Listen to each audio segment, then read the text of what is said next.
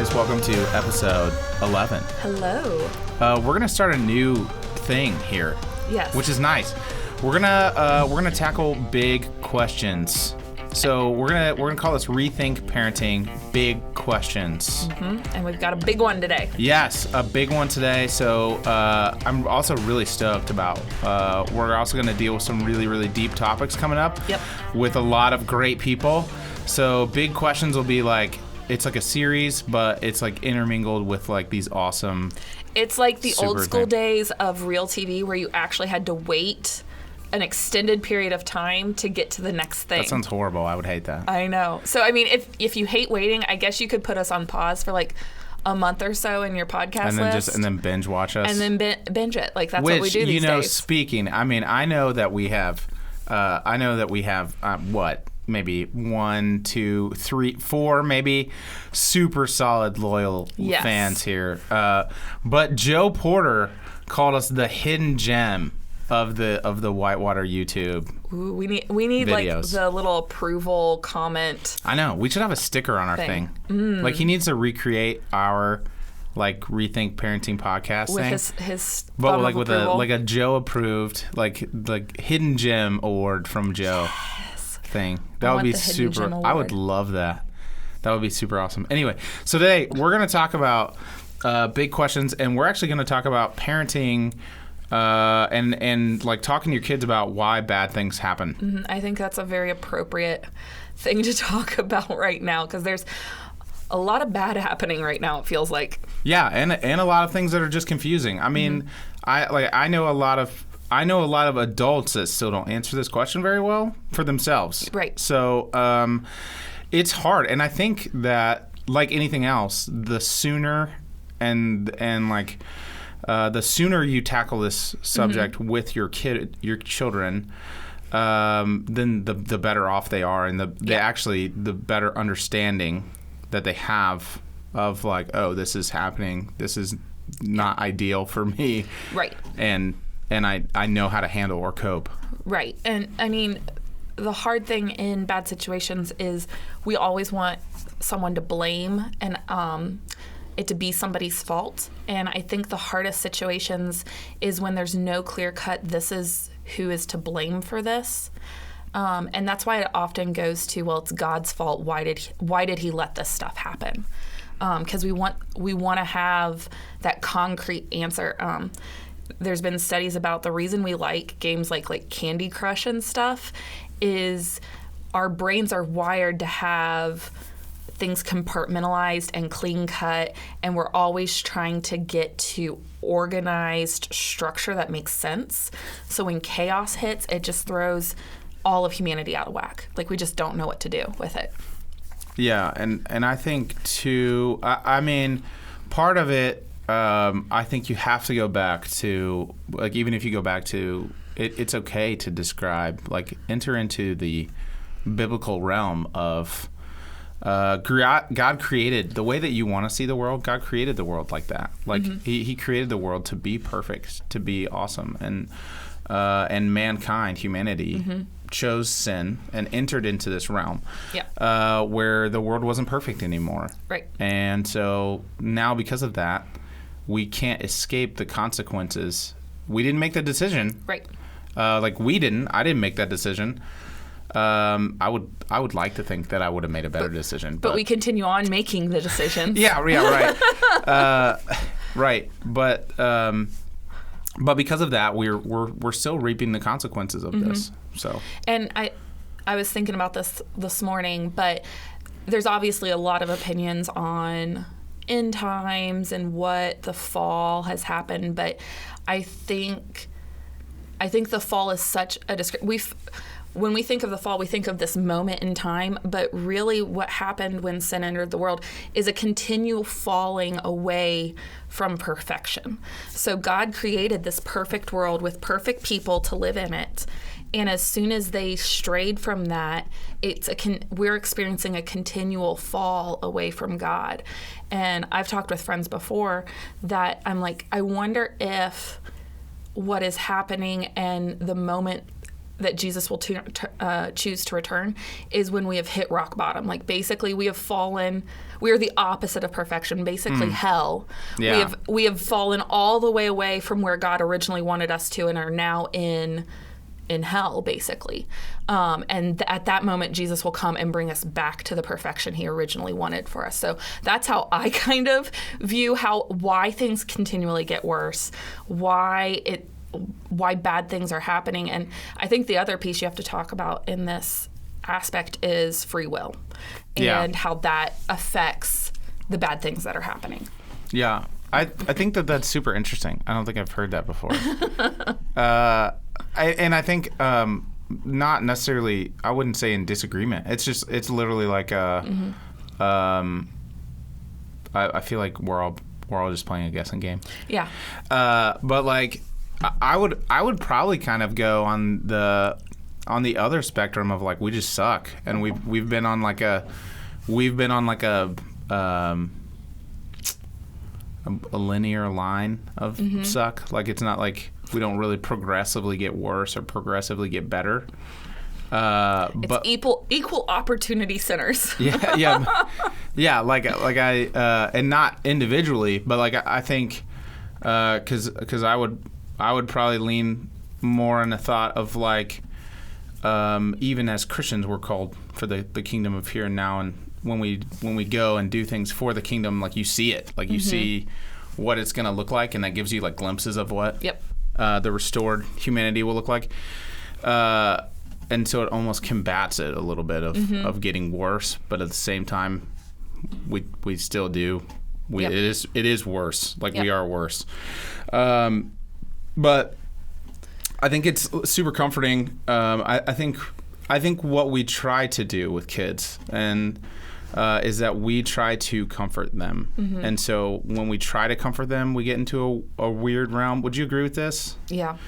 I mean, as parents, we don't want to see our kids suffer, and we want to keep them as kids as long as we can, usually. Like, our goal is not to be like, so here's all the bad crap in the world, have fun, kids. Like, go experience all the traumas at once. Like, that's not our goal. I mean, that's why, with all the crazy happening, thankfully our society still values the innocence of children. Like, we are still trying to protect. And I mean, even no matter where you are politically, there is still this essence in all political venues. We are trying to protect the less fortunate, those that can't protect themselves. Like, all of humanity has this innate sense to help those that can't help themselves. Sure. And so as parents, like, we want to keep our kids innocent and keep them protected, but in the same sense, we need to prepare them to understand that when they interact with a broken and fallen world, it's not because there is no God or because they're bad, or because they're innately bad. Even though I tell my kids that you are not a bad kid, you just made a bad choice, and tomorrow we can make a better choice. Yeah. Well, I think I asked that too because like I have found myself already where like I felt like I was caught in a position of like, oh, my daughter is extremely curious about what is happening, and this is bad, and I want to tell her something to comfort her, but I feel like what I'm going to tell her isn't the truth. Right. Or like I feel like what I tell her could skew her version of good versus bad. But I know that it would comfort her more. Right. You know what I mean? And I'm it's those white lies. Yeah, and you try to tell the absolute truth with also comforting. Like, it's not like I'm not trying to comfort my daughter or anything. Right. But, like, I think it's gray. Like, it's super weird, hairy zone. And I never thought of that before. Like, until I became a parent, I never thought of, like, how gray that zone actually is of, like, do I comfort her or do I not? Because I feel like if I'm going to tell her the truth, I'm not going to comfort her. And I think those are great moments where you need to... One, your daughter is younger, so concrete thinking is really the realm that she's in. Yeah. So, I mean, at the younger ages, when they ask that kind of stuff, it can be, well, because somebody made a bad choice, or and they accept that and move on. As they start getting older into the realm of they're dabbling into the abstract, asking, well, what do you think? It helps you navigate, like, how deep into this question do they actually want to give? Because if they just want to know, like, what are people talking about, and more of just the news and the choices people were making, rather than going all the way into the theology of why do bad things actually happen. Right. Like, you're going to give them a little bit of whiplash if you don't know where they're at and help them navigate into the deeper questions. Yeah, and I think it's always good and comforting and reassuring. Like, just go back, and we believe that the Bible is all wisdom, and if you use it, then you're probably going to be better off for it. Yep. And even if you go into like Romans 8, where we know that for those who love God, all things work together for good, and for those who are called according to His purpose, right? So even then, use this is bad, and God can use bad to do good. Yeah. It doesn't mean it's a vacuum of terribleness. Our oldest was struggling with some of our house rules, and he wanted us to write down all the rules for him, like the really minute detail ones, like we don't sing songs at the table or things like that. And I was like, I'm not going to sit down and write every rule, because he will hold it again. Like he'll be the police officer saying, oh, you broke that rule and all that stuff. Yeah. So what we did was we have in his room is the kids' version of the Ten Commandments. And I sat down and I read through those with him. Great version. I think it's a Hobby Lobby thing, so I'm sure they have something along those lines. Of course it is. But it does a really good of a job of interpreting the intention of the rules into a way kids can understand it. And we talked about God gave us these rules because He wanted us to have a good life, and if you can keep all 10 of these rules, you are going to have a good life. And He's like, well, I just want to do what I want to do. I was like, you can do what you want to do, but that's probably going to wind up with a lot of bad in it. Yeah. And I mean, and that goes to the whole free will thing. Like, you can live a great life. Like Jesus Himself lived a perfect life on earth, and yet He had a lot of crappy stuff happen to Him because there was free will. And the way I always talk with kids about that is talking with them of, can you make somebody love you? Like, if you look at somebody and say, you have to love me, like, does that make them love you? Like, does that change anything? Like, at the end of the day, you can't make someone love you. And that's why God allows free will and for people to make bad choices, because His ultimate goal is that everybody comes to know Him. Yeah. Like, that is constantly through the New Testament, that at the end of the day, He is patient with us because He wants everybody to be in relationship with Him. He wants all of His kids to come home, the prodigal son. And in order for that to be an option, He has to let people make their own choices. And sometimes those are bad choices that affect other people and other generations and so on and so forth. Well, I would like to dispute your claim. You can make someone love you because I've seen it on Criminal Minds. There's a couple episodes. That is terribly incorrect, but... Yeah. Well, I don't know if they really love them or if it was worth it, but they tried. So you can, but it usually ends poorly. You can attempt. I've never seen it work. There's that. But you can do it. It's possible. I think that falls into the realm of bad choices. Yeah. Well, I don't know. I mean, I sometimes I think that I almost that's almost how I got my wife. So you made her love you. Yeah. I kept telling her that she loved me until she did, and then it kind of worked. You and my husband might have some similar qualities there. Yeah. I mean, yeah. So whatever. But I think it's good too. I think it's so beneficial for your. I think it's so good to look at how they view it, and it's so good for us to see how they view it. If that makes sense. Like, when I think about how Kinley looks at bad, it just seems like this super huge, hairy deal. And it's okay for me to sit there and go, it's big. Like that bad is so big. Like it looks so big. I can't believe mommy wouldn't let you have that pan and she wouldn't let you hit the dog with it. Yeah. But like that, and like right now, that's why you're having a meltdown. And that is such a big deal to you. And just to start now of like, I just want you to let you know that God is so much bigger than your bad. Like that seems bad and we can't control the bad sometimes. Yep. It's not a choice, but it is something that happens to you at times. But God is so much bigger than that. Yeah. And you're actually being formed as a human into who Christ wants you to be by the bad. Yeah. Yeah. I mean, it talks about the difficulties that we're going to face, again, through the Bible, especially James 1. You can give that a read.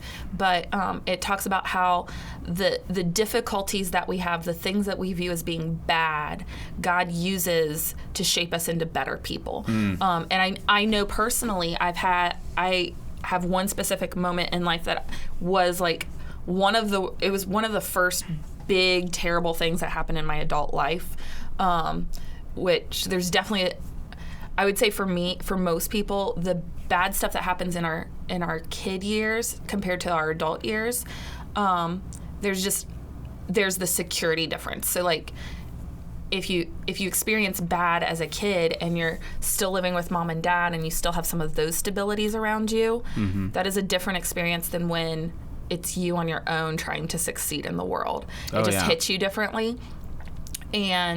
But so I had this whole year of just my first bad experience with the adult world. And that I can look back and say God used that in so many ways to shape me into a better person. And it actually prepared me for the next bad thing that happened in my life, that on paper, the second thing was 1,000,000 times worse than the first one. But it didn't feel as bad because God prepared me through that first one to have the tools, to have the emotional responses, to be prepared and see signs and have a better idea of what's going to happen next and how I need to respond. So it didn't feel as bad, even though in reality it kind of was. Yeah, and even then, do you see how these things are intertwined? Do you see how following Jesus, asking him for help, asking him for wisdom, asking him for advice, like, do you know how often you make the right decision? Like even now, I feel like the older I get, the more I'm like, am I actually making the right decision? Like I would have felt like this was the right decision 5 years ago, but like I'm not sure now. Yep. And the longer we sit there and we ask for advice, because when we live like Jesus, like guess what? You're actually being transformed into more like Jesus, and you're making better decisions. You're making your life, you're making other people's lives around you, you're making the world a little bit better. Just because of that. Yeah, and it's the process of shifting your worldview from being self-centered to Jesus-centered. Yeah. That is what a lot of the bad stuff, I think, especially like at the younger age when it's like, oh, I'm upset because I had to get out of the bathtub because bath time's over, and all those little things that just more bubbles. I'll die. I'm sure we've all seen all the pictures of the parents like, this is why my kid is throwing a complete tantrum. Yeah, I wouldn't let them eat the drink the bleach, or all that kind of stuff. Whatever this is why it they're is. crying. But those, I think, as we get older, those provide stop points for us to say, okay, am I doing my thing or am I doing God's thing?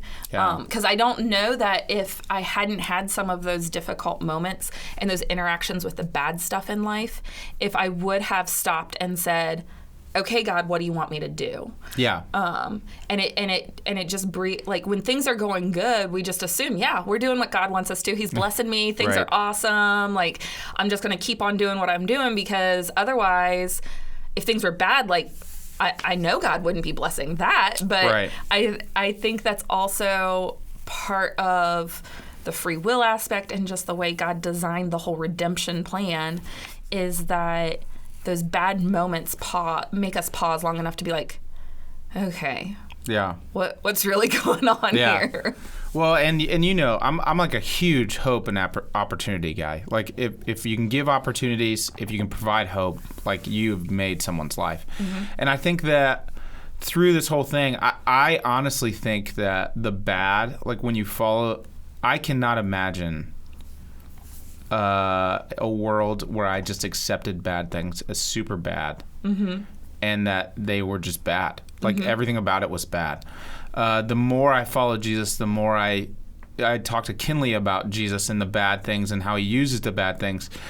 I think you even give your kids, you give yourself that hope and opportunity. Like even the bad moments are opportunities for you to change. Right. Like they're opportunities for you to get better. And you know it sucks now, but like in 6 months or like a week or a year from now or whatever, there's hope that this is actually going to be a good thing for me. Like somehow God is going to use this to make it good, like through the suffering. We had someone on staff that would always say, God doesn't waste your dirt or your hurt. Yeah. And I think that's also the challenge as parents, is that as we're talking to our kids about the bad things and the bad choices that affect us and the potential for making us better, if we lean into that learning versus saying, no, I just want to do my own thing. Yeah, right. That I think we have to look back on our past and reevaluate through a Jesus lens on how our bad choices God did use to make us better, and how we've improved and how we've grown in our worldview and shifting to be more aligned with what Jesus wants us. And it's that redemption of our story that we have to figure out through our parenting life, on how we talk to our kids about the opportunities for bad decisions, like with drugs and alcohol as they get older, or all those other things that come before them. Just how you can look at what decisions you made and why you made those decisions, and be able to articulate it to your kid and not say, I was partying and had a great time and da-da-da. Yeah. But then I got Jesus and I got, like, that's always the joke with the testimonies. It's like, well, I used to have a lot of fun and then I met Jesus. Yeah, and now I read my Bible all the time. Like, yeah. Well, if you have a good testimony, then it's got to be kind of raunchy. Right. It's got to be good. But really your testimony, no matter how many bad decisions you had or bad situations, it's all about how, I used to yell a lot. But God has redeemed that, and I'm better now than I was. Yeah, and and honestly, I think a whole different. No, I think the testimonies where you hear people where they're like, I came to know Jesus when I was 12, and like here's the things that I've struggled with since then, but like I've been following God since I was 12, and they don't go into the crazy realm. Those ones are rare and super difficult. Like like. Those ones are awesome. Like I think even more, like for our students, I think even more of like, I wish they heard that more.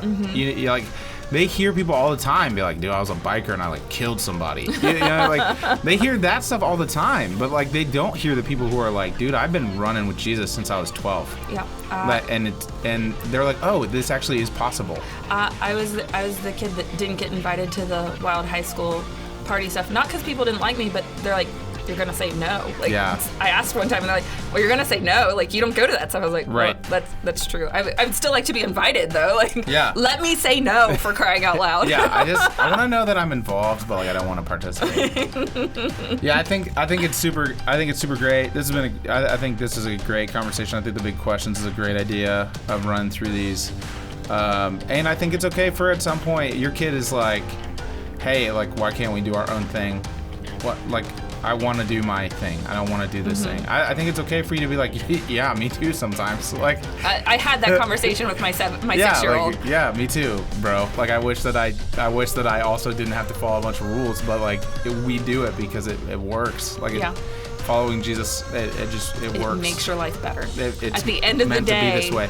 You have a lot less sadness in your life. Yeah. So next week. We're starting, I think next week we have our first guest, don't we? I think so. Yeah, so that's going to be super awesome. We're super stoked about it. We'll see you guys next week. This is the end of episode 11. Bye, guys. See you.